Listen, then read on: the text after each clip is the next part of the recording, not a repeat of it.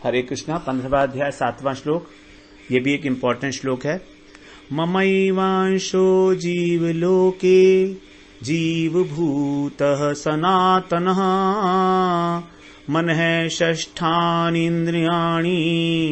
प्रकृतिस्थानि कर्षति। मम एव अंशो जीवलोके जीवभूतः सनातनः मनः षष्ठानि इंद्रियाणि प्रकृतिस्थानि कर्षति। मम एव अंशो, मेरा ही अंश, जीवलोके, इस जीवलोक में अर्थात इस संसार में मेरा ही जो अंश है वो क्या है? जीवभूतः, अर्थात जीव बना हुआ आत्मा। भूत का मतलब है बना होना, उत्पन्न होना। जीव का मतलब है आत्मा। तो यहां पर जो जीवात्मा है वो जीवभूत बना हुआ है, उसने शरीर को धारण किया हुआ है आत्मा ने। तो आत्मा जब शरीर को धारण करता है तो उसको बोल दिया गया है जीवभूतः सनातन। और जो जीव है उसके अंदर वो कैसा है? सनातन है। सनातन का मतलब हमेशा रहने वाला, जिसका सदा विस्तार को प्राप्त होता है। सदा तनोति इति सनातन, तो जो निरंतर विस्तार को प्राप्त होता है, अर्थात जिसकी नित्य स्थिति है, जो हमेशा रहने वाला है, ऐसा है वो आत्मा। तो जो भगवान का जो अंश है आत्मा, वो सनातन अंश है। वो कब से है? जब से भगवान है। कब तक होगा? जब तक भगवान है। उसकी नित्य स्थिति है। भगवान जिस प्रकार से नित्य है, आत्मा भी नित्य है। तो ममैवांशो, अब मेरा अंश है। भगवान कह रहे हैं मेरा ही अंश है वो। तो इस संसार में जो आत्मा है, जिसने इस शरीर को धारण किया हुआ है, वो मेरा ही अंश है। अब जब वो मेरा ही अंश है तो भगवान की सेवा में जाता क्यों नहीं है वो अंश?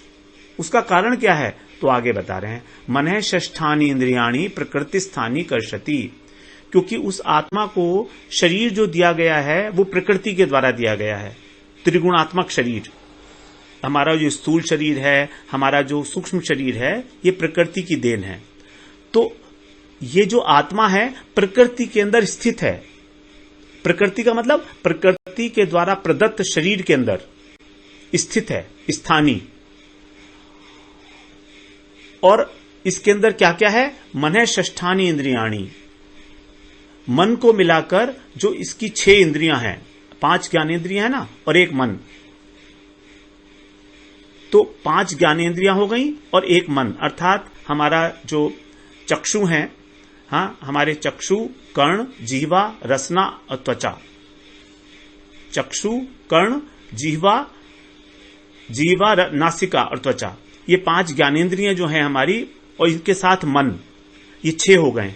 तो ये जो 6 हमारी इंद्रियां हैं, मन को भी यहां पर इंद्रियां कह दिया गया है।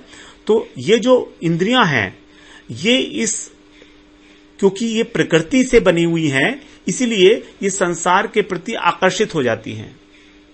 संसार भी प्रकृति से बना हुआ है। तो सजातीय होने के कारण हमारी आत्मा इस शरीर के अंदर है, और हमारी जो आत्मा है उसके अंदर बल बहुत कम है, चिद्बल नहीं है अधिक। तो चिद्बल कम होने के कारण वो स्वयं को शरीर माने बैठती है, और शरीर मानकर वो इस संसार के अंदर आकर्षित हो जाती है। और आकर्षित होती है 5 ज्ञानेंद्रियों के और मन के द्वारा। तो वास्तव में हमारा इस संसार के अंदर रहने का जो कारण है वो है हमारा संसार के प्रति आकर्षण। और ये आकर्षण होता है इंद्रियों से और मन से।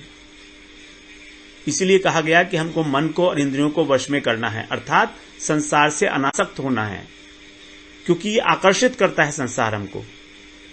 तो जब तक हम अपने को शरीर मानते रहेंगे, अर्थात जब तक हम अपने को प्रकृति के अंदर स्थित मानते रहेंगे, तब तक हमारा ये आकर्षण रहेगा। जब हम ये जान जाएंगे कि हम वास्तव में एक शुद्ध आत्मा हैं, हम भगवान का ही अंश हैं, हमारा एक ही कर्तव्य है भगवान की सेवा, प्रेममयी सेवा करना। जब हम ये जान जाएंगे तब हम इस संसार से उपराम हो सकते हैं। तो हमारा इस संसार में बंधने का कारण भी यहां पर बता दिया और जो आत्मा का स्वरूप है वो भी यहां पर बता दिया कि आत्मा भगवान का अंश है, आत्मा नित्य है, लेकिन वो आत्मा इस शरीर में स्थित होने के कारण, प्रकृति के अंदर स्थित होने के कारण इंद्रियों के, 5 इंद्रियों के और मन के द्वारा इस संसार की ओर आकर्षित होकर स्वयं को कर्ता और भोक्ता मानने लगती है और यही कर्ता और भोक्तापन उसके बंधन का कारण बन जाता है। तो कह रहे हैं ममैवांशो जीवलोके जीवभूतः सनातनः मनः षष्ठानीन्द्रियाणि प्रकृतिस्थानि कर्षति। हरे कृष्णा 15वां अध्याय और 8वां श्लोक। इससे पहले बताया कि किस प्रकार जो है जीवात्मा इस संसार के अंदर आकर्षित हो जाती है। अब इन इंद्रियों को और मन को, इस शरीर को ही आत्मा मानने के कारण किस प्रकार हमारा अनेक प्रकार की योनियों में भ्रमण होता रहता है उसको बता रहे हैं। शरीरम यदवाप्नोति यच्चपि उत्क्रामतीश्वरः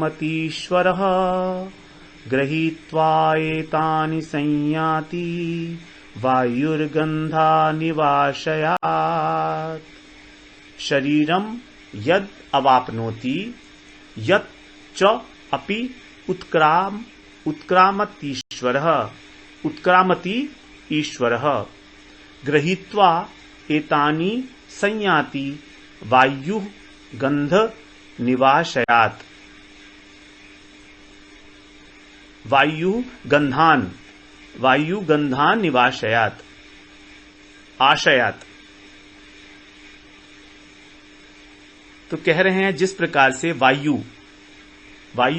गंध आशयात, आशयात माने गंध का स्थान, जहां पर कुछ गंध होती है उससे, तो उस गंध के जो उसका आशय है गंध का, तो वायु जिस प्रकार गंध के स्थान से गंधान माने गंध को, इव माने सदृश समान, जैसे वायु गंध के स्थान से गंध को ले जाती है, ग्रहण करती है, ले जाती है, गंध को लेती है और आगे ले जाती है। वायु जैसे चलती है तो गंध को अपने साथ लेकर चलती है, उसी प्रकार से इव माने उसी के समान ईश्वर, ईश्वर है का मतलब अपने को ईश्वर मानता है जो आत्मा। कौन सा ईश्वर मानता है? शरीर का ईश्वर, मतलब शरीर का स्वामी। तो एक ऐसी आत्मा जो स्वयं को इस शरीर का स्वामी माने हुए है, ईश्वर का अर्थ होता है स्वामी बनना, मालिक बनना। तो वो आत्मा जो इस शरीर को अपना मालिक मानती है, शरीर को अपने को शरीर का स्वामी मानती है, वो आत्मा जो अपने को शरीर का स्वामी मानती है, वो आत्मा भी यत शरीरम, जिस शरीर को उत्क्रामति, उत्क्रामति का मतलब होता है छोड़ना, मृत्यु के समय। तो जिस प्रकार से गंध, वायु गंध के स्थान से गंध को लेकर आगे चलती है, उसी प्रकार से इस अपने को इस शरीर का स्वामी मानने वाली आत्मा जब इस शरीर को उत्क्रामति मतलब छोड़ती है, तो क्या करती है? साथ में ले लेती है अपने। क्या ले लेती है? एतानी, एतानी मतलब इनको, किनको? जिनका यहां पर पहले मेंशन किया गया 7वें श्लोक में। 7वें श्लोक में 5 चीजें बताई गई, 5 ज्ञानेंद्रियां और मन। तो इन ज्ञानेंद्रियों को और मन को अपने साथ में लेकर, ग्रहित्वा माने लेकर, ग्रहण करके,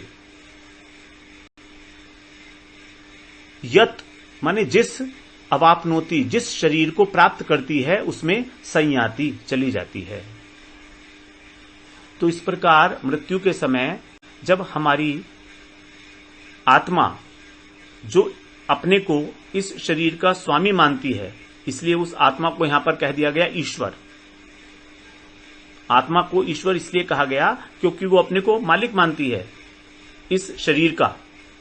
तो वह आत्मा जो स्वयं को अपना मालिक मानती है, जब छोड़ती है इस शरीर को, उत्क्रामति, तो उसी प्रकार से अपने साथ 6 चीजों को लेकर चलती है, 5 ज्ञानेंद्रियों को और मन को, मन सहित इंद्रियों को जो लेकर चलती है और फिर उस शरीर में प्रवेश कर लेती है जो उसको मिलता है।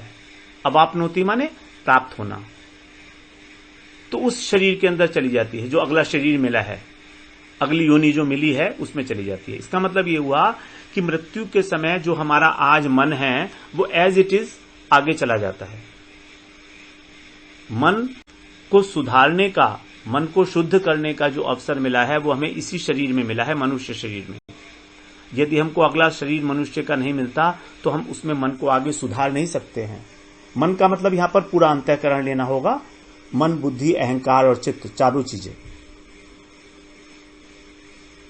तो वही का वही बुद्धि, वही का वही मन, वही का वही चित्त जो आज हमारा है, जैसा है वैसा ही हमको आगे प्राप्त होगा अगले शरीर में। तो इस प्रकार से यहां पर बताया, शरीरम यदवाप्नोति यच्चपि उत्क्रामतीश्वरः गृहीत्वा एतानि संयाति वायुर्गंधानि वाशयात्। हरे कृष्णा। हरे कृष्णा। 15वां अध्याय 9वां श्लोक श्रवण करते हैं। क्षोत्रम चक्षुस्पर्शनम च रसनम घ्राणमेव च अधिष्ठाय मनश्चायम विषयानुपसेवते। क्षोत्रम चक्षु स्पर्शनम च रसनम घ्राणम एव च अधिष्ठाय मनश्च अयम विषयान उपसेवते। जो जीवात्मा है, अयम का मतलब है जीवात्मा, तो ये जीवात्मा भोग कैसे करता है? ये इन इंद्रियों के माध्यम से करता है। तो जीवात्मा मन का आश्रय लेकर, मन अधिष्ठाय, मन का आश्रय लेकर, मन इसमें मुख्य है, तो मन का आश्रय लेकर ही, एव माने ही, क्षोत्र माने हमारे जो कान हैं और नेत्र, चक्षु स्पर्शनम मतलब त्वचा, रसनम माने रसना जीवा हमारी, और घ्राणम माने नासिका। तो इन 5 प्रकार के जो हमारी इंद्रियां हैं, इनके जो विषय हैं, विषयान अर्थात शब्द, स्पर्श, रूप, रस, गंध, इन सबका उपसेवते, सेवन करता है। तो हमारा जो आत्मा है वो मन के द्वारा इन 5 इंद्रियों के जो विषय हैं उनका सेवन करता है, उनको भोगता है। तो वास्तव में आत्मा भोगता नहीं है, मन है भोगता। लेकिन क्योंकि आत्मा के अत्यंत निकट है हमारा सूक्ष्म शरीर, अर्थात हमारा मन, बुद्धि, अहंकार, चित्त आत्मा से अत्यंत निकट होने के कारण उसकी आसक्ति है आत्मा में, आत्मा की आसक्ति है उस सूक्ष्म शरीर में। तो मन भोग कर रहा है, लेकिन आत्मा ये सोचती है कि मैं भोग कर रहा हूं, क्योंकि आत्मा ने इस सूक्ष्म शरीर के साथ तादात्म्य कर रखा है, आइडेंटिफिकेशन कर रखा है। हम अपने शरीर को और आत्मा को पृथक पृथक अनुभव नहीं कर पा रहे हैं, और अनुभव ना कर पाने का कारण है हमारी अतिशय आसक्ति इस संसार के अंदर। इस शरीर में और इस संसार में आसक्ति होने के कारण ही हम लोग अपने शरीर और आत्मा का पृथक पृथक अनुभव नहीं कर पाते। जब तक आसक्ति है जो बांधती है, आसक्ति की जो डोर है वही बांधे हुए है हमको, हमारी आत्मा को इस शरीर के साथ, जबकि दोनों पृथक पृथक हैं, एक जड़ है एक चेतन है। लेकिन आत्मा ऐसा अनुभव करती है कि वो इनका भोग कर रहा है मन के माध्यम से। तो कह रहे हैं, श्रोत्रम चक्षुस्पर्शनम च रसनम घ्राणमेव च अधिष्ठाय मनश्चायम विषयानुपसेवते। हरे कृष्ण। हरे कृष्ण। 15वां अध्याय 10वां श्लोक श्रवण करते हैं। इसमें कह रहे हैं, उत्क्रामंतम स्थितम वापि भुंजानम वा गुणान्वितम विमूढ़ानानुपश्यन्ति पश्यन्ति ज्ञान चक्षुषः। उत्क्रामंतम स्थितम वापि, वा और अपि, वापि भुंजानम वा गुणान्वितम विमूढ़ा न अनुपश्यन्ति पश्यन्ति ज्ञान चक्षुषः।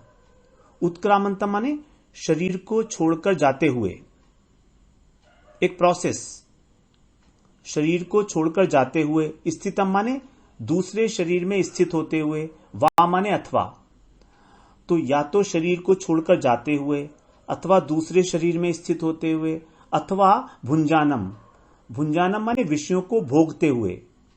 भुंजान का मतलब होता भोगना, तो भोगते हुए। भी, अपि माने भी, गुणों से युक्त, गुणान्वितम, गुणों से अन्वित हुआ, अर्थात गुणों के अंदर आसक्त।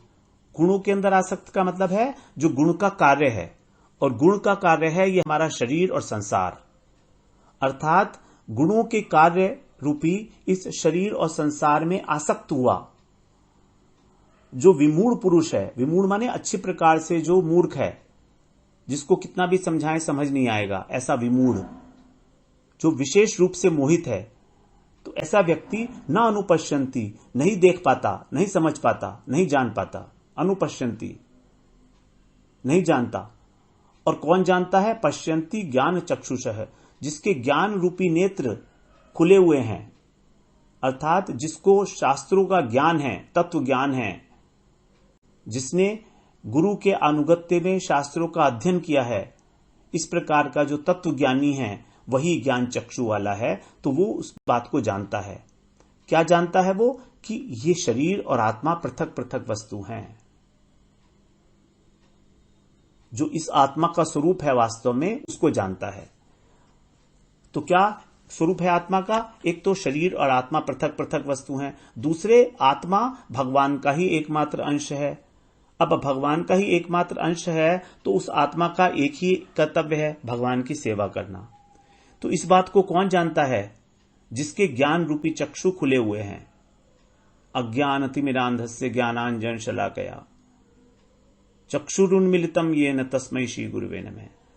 जिनके गुरु के द्वारा ज्ञान रूपी अंजन के द्वारा जिनके चक्षु उन्मिलित कर दिए गए हैं, अर्थात ज्ञान चक्षु खुल चुके हैं, शास्त्र ज्ञान है जिसने अनुगत्य किया है, वही इस बात को जान पाता है। विमूढ़ा नानुपश्यन्ति, जो विमूढ़ हैं, संसार के अंदर लगे हुए हैं, मोहित हैं, विशेष रूप से मोहित हैं, आसक्त हैं, वो इस बात को नहीं जानते हैं कि किस प्रकार से यह आत्मा बंधन में आ जाता है। इसका जो प्रोसेस है बंधन का, वो क्या है, तो वो इस बात को नहीं जान पाते हैं। तो कह रहे हैं, उत्क्रामंतम स्थितम वापि भुंजानम वा गुणान्वितम विमूढ़ा नानुपश्यन्ति पश्यन्ति ज्ञान चक्षुषः। हरे कृष्णा हरे कृष्णा। 15वां अध्याय 11वां श्लोक। अब जो विमूढ़ हैं वो भगवान को, आत्मा के तत्व को क्यों नहीं जान पाते, तो इसका कारण बता रहे हैं। प्रयत्न करते हैं तो भी नहीं जान पाते, इसका कारण बता रहे हैं। यतन्तो योगिनश्चैनं पश्यन्त्यात्मनि अवस्थितम् यतन्तोऽप्यकृतात्मानो नैनं पश्यन्त्यचेतसः। यतन्तो योगिनः च एनं पश्यन्ति आत्मनि अवस्थितम् यतन्तो अपि अकृतात्मानो नैनं न एनं न प्लस एनं पश्यन्ति अचेतसः। यतन्तो का मतलब यत्न करने वाला, जो यत्न करता है, अर्थात जो साधना करता है, किसी भी प्रकार की साधना हो, चाहे ज्ञान योग हो, चाहे अष्टांग योग हो, अथवा भक्ति मार्ग हो, किसी भी प्रकार की, तो जो यत्न कर रहा है, योगिनः, उस प्रकार का योगी, च एनम, एनम माने इस परमात्मा को, इस आत्म तत्व को, परमात्मा तत्व को, पश्यन्ति माने देखता है। कहां देखता है? आत्मनि। आत्मनि का मतलब अपने अंतःकरण में। अपने अंतःकरण में वो यत्न करने वाला जो योगी है वो देखता है, अवस्थितम, कि वो जो आत्म तत्व है, परमात्म तत्व है, आत्मा और परमात्मा दोनों मेरे ही हृदय के अंदर अवस्थित हैं, ऐसा वो अनुभव करता है। पश्यन्ति ये अनुभव का विषय है। पश्यन्ति का अर्थ तो होता है देखना, लेकिन यहां पर पश्यन्ति का अर्थ भगवान का साक्षात्कार नहीं है, क्योंकि यहां पर अंतःकरण की बात की गई है, आत्मनि, आत्मा में। तो आत्मा का अर्थ यहां पर है अंतःकरण, अपने हृदय में। तो जो योगी अपने हृदय के अंदर यत्न करता हुआ योगी अपने हृदय के अंदर देखता है, तो जो यत्न करता है वो तो इनको देख लेता है। परंतु चौ का अर्थ है आगे परंतु अकृतात्मान, जो अकृतात्मान है अर्थात जिसकी आत्मा अकृत है। आत्मा का अर्थ है यहां पर अंतःकरण, और अकृत का मतलब है कलुषित होना, जिसने अपनी अंतःकरण के ऊपर किसी प्रकार का कोई विशुद्धिकरण नहीं किया है। अकृत, अकृत का मतलब है उसने अपने अंतःकरण को शुद्ध करने के लिए किसी प्रकार का कोई प्रयास नहीं किया है, किसी प्रकार की कोई साधना नहीं की है, रॉ है, बिल्कुल एज इट इज, जैसा था वैसा ही है। अकृत, कृत माने करना, क्या कहा? शुद्धिकरण करना। तो शुद्धिकरण करने का जो प्रयास है अंतःकरण को, वो जिसने नहीं किया है, अकृतात्मान उसको कहा गया है। उसकी आत्मा अर्थात उसका अंतःकरण अकृत है, अर्थात दूषित है। तो ऐसा दूषित अंतःकरण वाला व्यक्ति यतन तो अपि, यत्न करता हुआ भी, चाहे वो कितना यत्न करे, चाहे कितनी कोशिश करे इस बात को जानने की कि आत्मा और परमात्मा क्या है, आत्मा और शरीर अलग अलग वस्तु हैं, इस तत्व ज्ञान को प्राप्त करने की चाहे कितना ही यत्न करे, शास्त्रों को पढ़ ले, बड़े बड़े पांडित्य के विद्वान के मतलब शास्त्रार्थ कर ले, तो भी न एनम, एनम माने इस बात को, पश्यन्ति माने नहीं देख पाता। क्यों? क्योंकि वो अचेत सह है। अचेत से का मतलब जिसकी चेतना नहीं है, अर्थात जिसके अंदर विवेक शक्ति नहीं है। तो वह अविवेकशील व्यक्ति, जिसको यहां पर कहा गया अचेत सह, जिसके अंदर चैतन्यता नहीं है, अर्थात जो जड़ बुद्धि है, तो ऐसा वो जड़ बुद्धि वाला व्यक्ति, विमूढ़ व्यक्ति, अविवेकी व्यक्ति यत्न करता हुआ भी इस बात को नहीं अनुभव कर पाता, परमात्मा का अनुभव नहीं कर सकता, भगवान का अनुभव नहीं कर सकता। कारण क्या है? उसका अंतःकरण अभी दूषित है, संसार की कामनाएं वासनाएं भरी पड़ी हैं उसके अंदर, काम क्रोध लोभ मोह मद सब भरा हुआ है संसार के प्रति, क्योंकि उसने अकृतात्मान है, अभी तक अपने अंतःकरण पर कोई काम ही नहीं किया है, he has not worked upon it. तो बेसिकली हम लोग क्या है, we are the work in progress, we have to work upon ourselves. हमें अपनी अंतःकरण को शुद्ध करने का प्रयास करना ही चाहिए, अदरवाइज हम भी ऐसे कृतात्मान रह जाएंगे, जैसा आए थे इस संसार के अंदर बिल्कुल वैसे ही चले जाएंगे। तो फिर मनुष्य होने का फायदा क्या हुआ? तो कह रहे हैं यतन्तो योगिनश्चैनम पश्यन्ति आत्मनि अवस्थितम यतन्तोऽप्यकृतात्मानो नैनम पश्यन्त्यचेतसः। हरे कृष्णा।